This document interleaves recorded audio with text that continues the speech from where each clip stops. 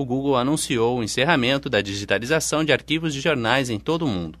Os usuários poderão acessar os arquivos de jornais que já foram digitalizados, mas não há planejamento por parte da direção do site em continuar a operação, nem aceitar mais microfilmes ou arquivos digitais para o processamento.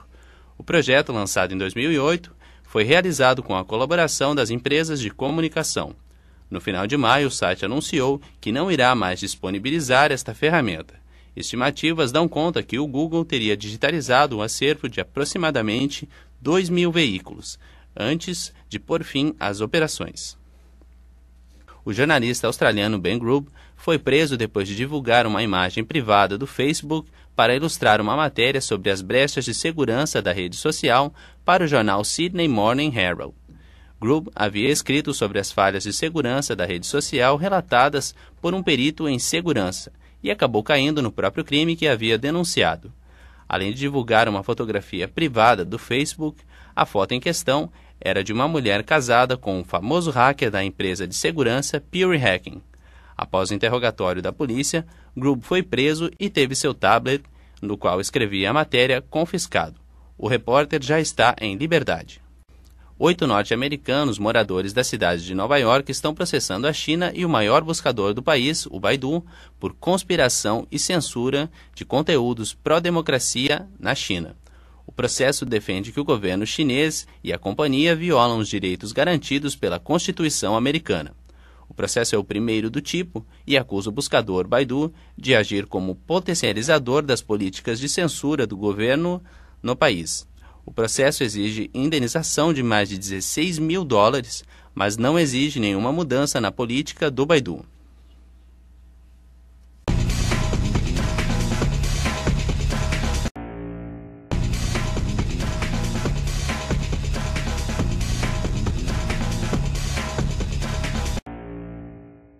De volta com o Mídia em Foco, hoje tratando do jornalismo investigativo. E para tratar do assunto, nós temos aqui 2 convidados especiais, o jornalista Carlos Ittichuri, da Zero Hora, RBS, e a professora Neuza Ribeiro, doutora em comunicação, professora da FEVALE, pesquisadora aqui da universidade.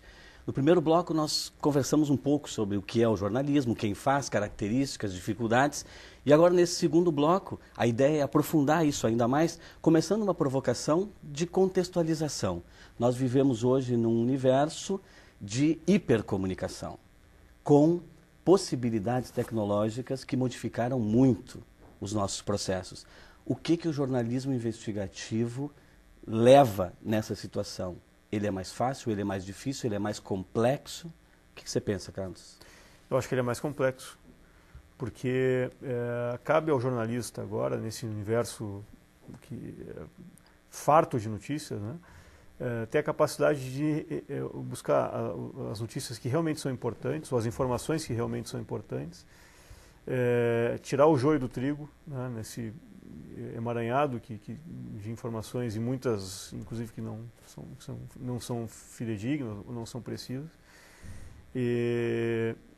Mas, por outro lado, também facilitou a vida, né, em alguns aspectos, né, porque, afinal de contas, hoje você pode conseguir informações pela internet, através de sites como Contas Abertas, por exemplo, que é um site extremamente importante, e com informações precisas sobre o parlamento, né, sobre o executivo, sobre o Tribunal de Contas. E isso até, sei lá, 5, 6 anos atrás não havia essa possibilidade, né? Então é um universo que se abre. Eu acho que a nossa função é justamente essa, nesse emaranhado de informações, ter a capacidade de buscar as informações e apresentá-las de forma clara e objetiva para os leitores. Do ponto de vista acadêmico, professora Neuza, como é que está a preparação dos estudantes, no seu olhar, em relação a essas tecnologias e às exigências de um jornalismo investigativo feito em profundidade? Eu continuo defendendo a história de que o jornalista é um transformador social.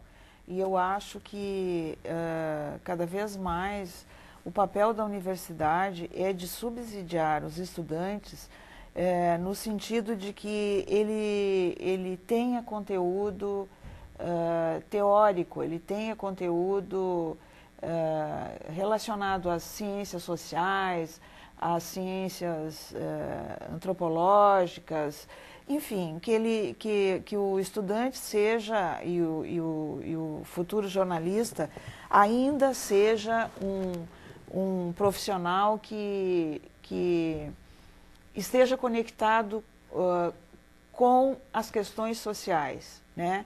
Os instrumentos para que ele adquira esse conteúdo e esses subsídios teóricos são parte desse conjunto, enfim, de aprendizado, né? E que ele vai buscar das mais diferentes formas. Então, a internet, por exemplo, ela é fantástica hoje nesse sentido, da variedade de abertura de pesquisa que o estudante possa fazer, né? A abertura e a perspectiva de diferentes conhecimentos em diferentes partes do mundo, né? Então, aí a coisa da busca do conhecimento por idiomas, enfim, eu acho que todo esse aparato tecnológico vem contribuir para o crescimento intelectual e com a perspectiva da aplicação desse conhecimento para a sociedade. Eu continuo tendo essa defesa. Sem dúvida nenhuma que tudo isso oferece muito maior abertura ao jornalista, muito maior condições para ele realizar melhor o seu trabalho, né?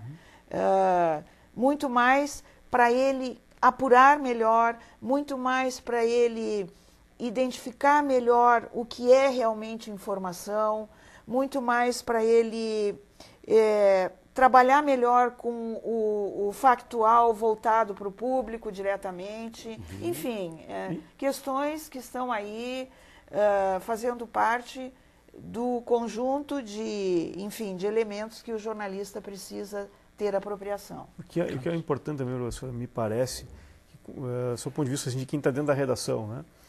Essa possibilidade que existe das pessoas chegarem até a redação através de e-mails, através de redes sociais, ela faz com que o jornalista também tenha um cuidado muito maior. As empresas jornalísticas também, né? Existe uma fiscalização muito forte por parte da sociedade como um todo do trabalho jornalístico hoje. E eu vejo isso como algo extremamente positivo, né? Sim. Nos obriga a ter um cuidado muito maior ainda com a informação produzida, né? Até porque todas essas questões que a professora Neuza lançou, que na verdade elas são amplas para o jornalista como um todo, no caso do jornalista que trabalha com investigação, elas são ainda mais importantes. E aí eu remeto a uma questão básica. A tecnologia, ela auxilia nesse processo, e no caso do microfone oculto e da câmara oculta, como é que vocês pensam esse processo dentro de um jornalismo que busca aquilo que, na essência da própria ideia de investigação, está oculto e não quer ser tornado público? Vale, não vale?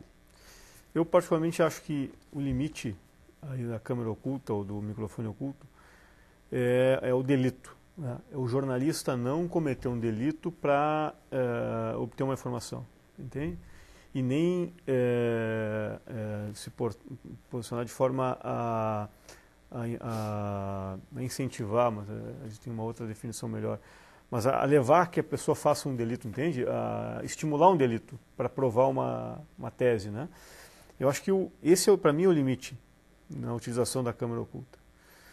Eu não sou contra a câmera oculta, pelo contrário, eu acho que ela já foi usada com muita eficácia e já prestou enorme serviço para a sociedade, porque sem ela não seria possível realizar a apuração, mas eu acho que ela não pode ser e não deve ser o único instrumento de apuração jornalística, né? Ela é mais um instrumento, né?